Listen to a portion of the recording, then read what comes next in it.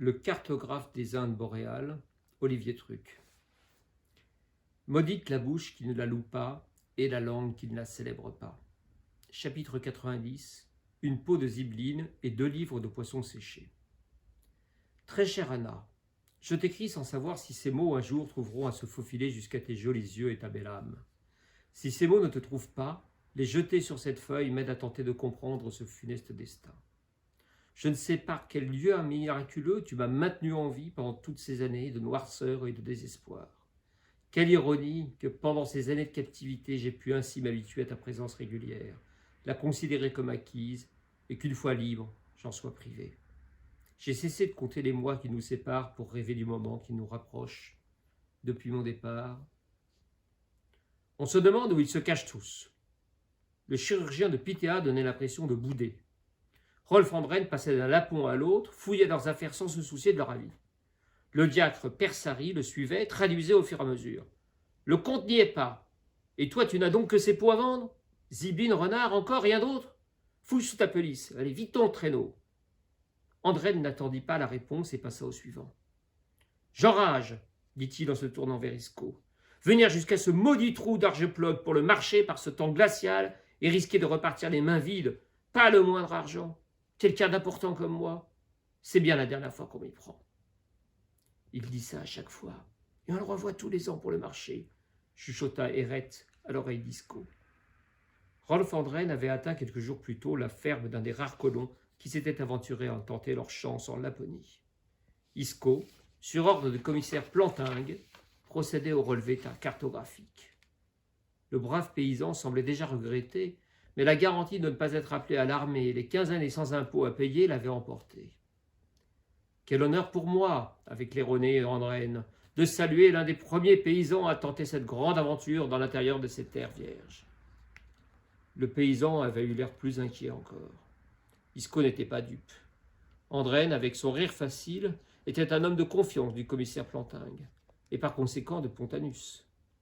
Sa visite signifiait que l'évêque gardait un œil sur Isco à tout moment et ne faisait rien pour s'en cacher.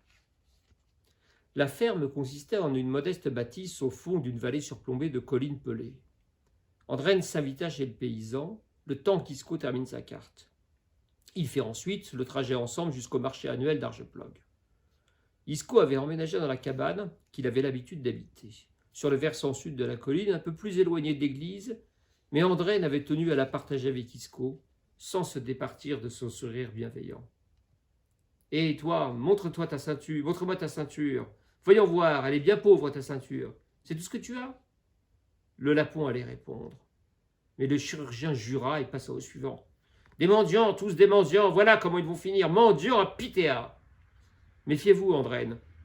C'est par ce genre d'attitude que les lapons fuient en Norvège ou en Russie. C'est ce que le roi veut éviter. Bah, le roi, avec tout mon respect, il ne connaît pas la vie ici. Ces lapons vous surient par devant, vous trahissent par derrière. Il allait partir, se retourna. Et ça, c'est ta femme? Amène-la. Rolf Andren soufflait comme un bœuf. Le petit nuage qui s'élevait au-dessus de lui surpassait en volume tous ceux des alentours. Le lapon le regarda avec un air méfiant. Derrière lui, sa femme, emmitouflée, était dans ses bras un enfant à l'air malade.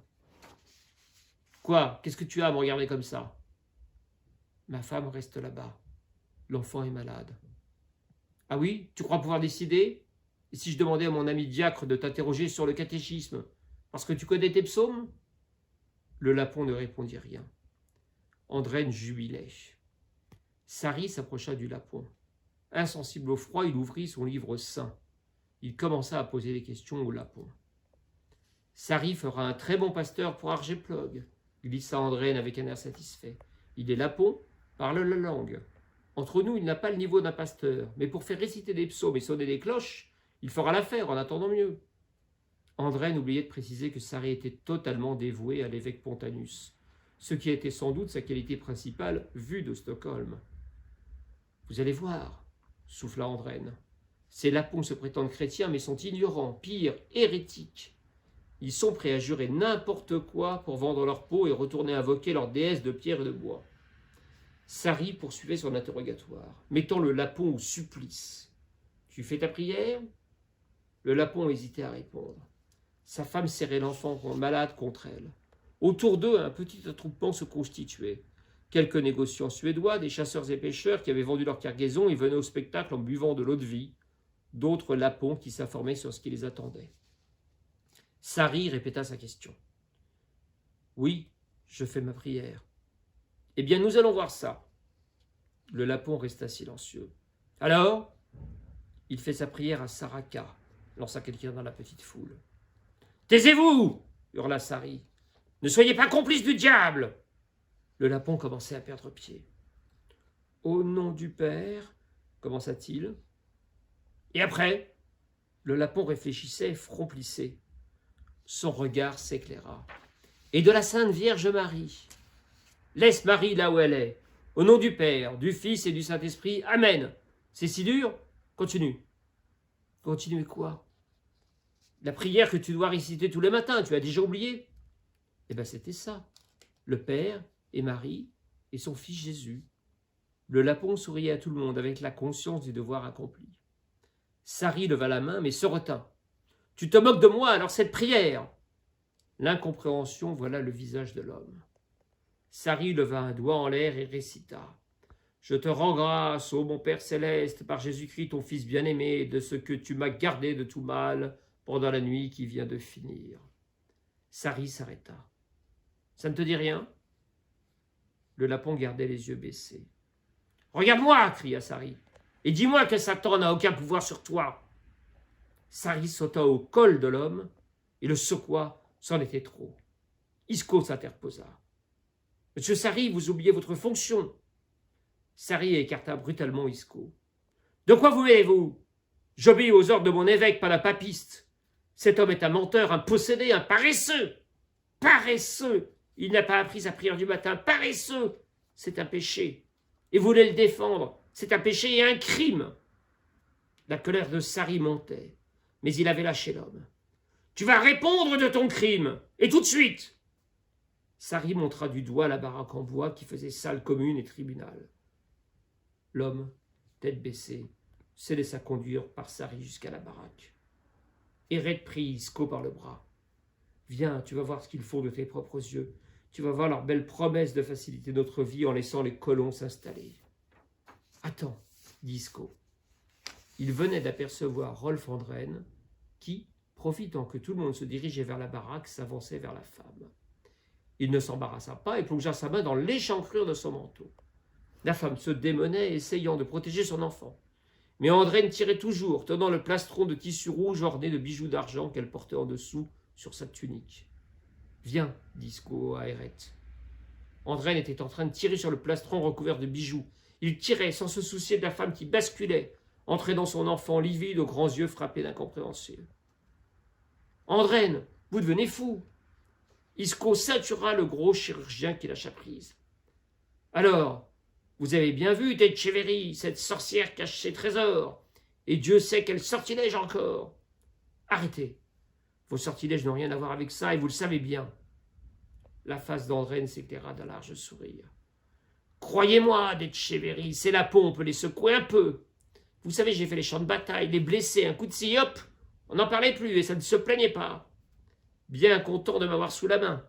Les gens ne sont pas si douillés, regardons ces bijoux. » Il les passa en revue. Bah, rien d'intéressant. Il se reprit et en dégagea un qu'il arracha les vêtements. « Celui-là, je le garde. Tu viendras chercher une gourde d'eau-de-vie de ma cabane. » Isko aurait juré avoir aperçu un bijou proche de celui qu'il portait en pendentif, toujours caché. Mais Andren l'avait déjà glissé dans sa besace. Content de lui, il s'éloigna en chantonnant en direction de la salle commune. Isko et Eret aidèrent la femme à se redresser et remettre en ordre son vêtement. L'enfant malade gardait la même expression sidérée. « C'est de pire en pire, dit Eret, l'air triste. » Isko s'accroupit auprès de la femme. Il s'assura que personne ne les regardait. Il tira son pendentif et le montra à la femme. « C'est un bijou comme ça qu'il t'a pris ?» La femme avait peur. Elle resta silencieuse. « Je ne veux rien te prendre, dit Isko. Dis-moi seulement d'où vient ce bijou. » Elle regardait tour à tour Isko et Eret. « J'aimerais m'en faire un comme ça. » Eret fit un signe rassurant à la femme. « C'est un homme qui les fabrique pour nous, un homme de la côte, de Pythéa. Elle montra la direction opposée, la Norvège, là où dans le temps des moines cisterciens avaient entrepris le voyage pour venir en Laponie prêcher les évangiles et la parole du Christ parmi les Lapons. Elle dit un nom. C'est dans un fjord, précisa Eret, à quelques jours de marche d'ici. Je veux que tu m'y emmènes. Isco se releva. Sans un mot, il se dirigea vers la salle commune. Suivi d'Eret, Isco entra dans la salle. Il y avait peu de monde. La justice qui s'y rendait pouvait se nourrir de tous ceux qui traînaient à proximité. Dans un coin de la baraque où régnait un froid mordant, 3 hommes étaient assis derrière une table sommaire. Isco et Eret se regardèrent. 2 des 3 juges n'étaient autres que Davet et Knut. Ils aperçurent aussi Isco, mais ne prononcèrent pas un mot. Le Lapon, qui ne connaissait pas sa prière du matin, se tenait debout devant la table, l'air penaud. Sari, devenu procureur, exposait les faits.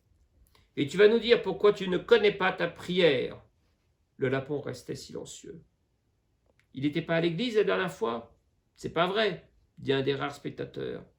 « J'ai pas eu le temps de venir. J'avais des rennes et il y avait des loups, et je ne pouvais pas les laisser. Il a fallu que je chasse les loups, et ça m'a pris des jours. À d'autres, on a déjà été bien bon avec vous, vous n'êtes pas obligé de venir à la messe tous les dimanches. Est-ce que tu sais au moins quand tu dois venir à la messe ? Oui, je sais, tous les 3 dimanches. Tous les 3 dimanches, où habites-tu ? Sur le lac de Satvayore. Et c'est à plus de 3 miles, ça. Oui, il y a plus de 3 miles. Mais il y avait les loups, et ça m'a pris des jours, et le dimanche était passé. Knut leva la main et prit la parole. Il pointa un doigt sur l'homme. C'est à cause de gens comme toi que les paysans suédois ont peur de venir s'installer dans l'intérieur des terres, parce que vous refusez d'adopter la loi, la foi chrétienne. C'était les loups, se défendit le Lapon. Et vous continuez à adorer vos idoles de bois, vos déesses, votre saraka. Vous avez vos sortilèges et vos sites maudits, tout ça pour faire peur aux paysans. Les loups. L'homme gémissait, promettait qu'il ne raterait plus la messe. Tous les 3 dimanches, je jure. Les juges se consultaient rapidement. Puis Davet annonça la sentence. Une peau de zibeline et 2 livres de poissons séchés. Le Lapon sortit en reculant, contrit, n'osant regarder personne. Pontanus en action. Même absent, l'évêque envahissait tout.